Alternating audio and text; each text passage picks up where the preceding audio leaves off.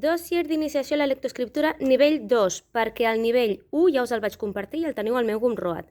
Què treballem en el nivell 2? Identificar la lletra. Les lletres que treballem en aquest dossier són M, N, L, P i T, si no recordo malament. Completar la paraula, llegir i escriure paraules, classificar paraules i també separem síl·labes. Us ensenyo una miqueta com funciona amb una de les lletres, amb la primera, que és la M, i totes les lletres segueixen la mateixa dinàmica. Encerclem la M, avaluació inicial, dibuixar i escriure paraules que tinguin la M.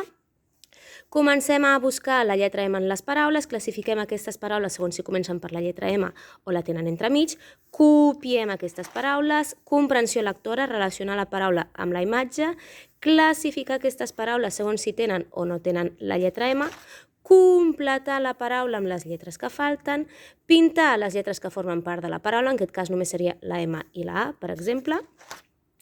Separem per síl·labes i classifiquem les paraules segons si tenen una, dues o tres síl·labes. I les últimes activitats són escriure les paraules que hem estat treballant sense mirar i aquí dibuixar i escriure paraules que tinguin la lletra M, que poden ser les que hem estat treballant o unes altres. El dossier adaptat d'iniciació a la lectoescriptura nivell 2 ja el teniu aquí.